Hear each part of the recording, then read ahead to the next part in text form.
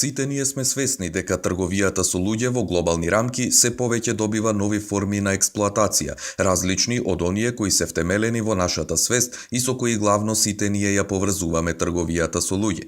Меѓутоа, сексуалната експлоатација од многу примери посочени во голем број извештаи на релевантните фактори во оваа област, како што се извештајот на амбасадорот на ОПСЕ и извештајот на Стейт Департментот на Соединетите Американски држави, кои покажуваат дека сексуалната експлоатација како во Република Македонија, така и на глобално ниво, се уште го држи приматот меѓу формите на експлоатација поврзани со трговијата со луѓе.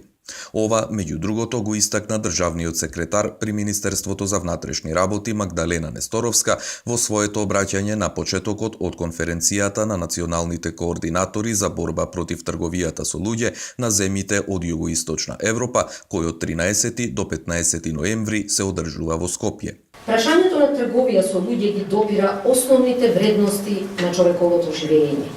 Имено комодитетот, да се купи и продаде едно човечко суштество, е нешто кое што не смееме да си го дозволиме во нашето општество, зашто тоа значи повреда на фундаменталните принципи и вредности на кои се базира современото живење, а пред се нашиот уставен поредок. Трговијата со луѓе се спротивставува на основните постулати на Република Македонија, а тоа е заштитата на човековите слободи и права. Несторовска, која што воедно е и национален координатор за борба против трговијата со луѓе, истакна дека во последниве 5 години идентификувани се 33 жртви на трговија со луѓе, од кои 22 се деца. Поголем е бројот на домашни жртви на трговија со луѓе, пред се жени и деца. Ова говори дека трговијата со луѓе секогаш е високо на агендата на надлежните институции во Република Македонија. Она што можеби е најважно е воспоставувањето на унифициран и координиран пристап при управувањето со процесите, потенцираше Несторовска. На конференцијата учествуваше и заменик министерот за внатрешни работи Агим Нохиу, кој истакна дека оваа тема заслужува крајно сериозен третман не само од институциите задолжени за спроведување на законот, туку и од самото општество во целина. Трговија со луѓе со сите нејзини девијации ги надвилува границите само на криминогениот проблем.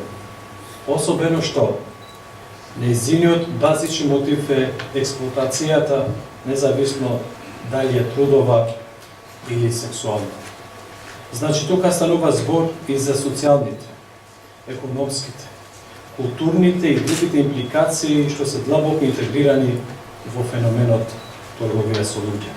Инаку, предвидено е конференцијата на која што учествуваат и експерти од повеќе меѓународни институции од областа на трговијата со луѓе во овие 3 дена да биде поделена на 4 работни сесии фокусирани на темите: трговија мотивирана од сексуалната експлоатација, нови модели на политики, односно концепти за нагласување и детектирање на трговијата мотивирана од сексуалната експлоатација, потоа за заштита на жртвите и посебен тематски дел околу соработката во борбата против овој облик на трговија со луѓе.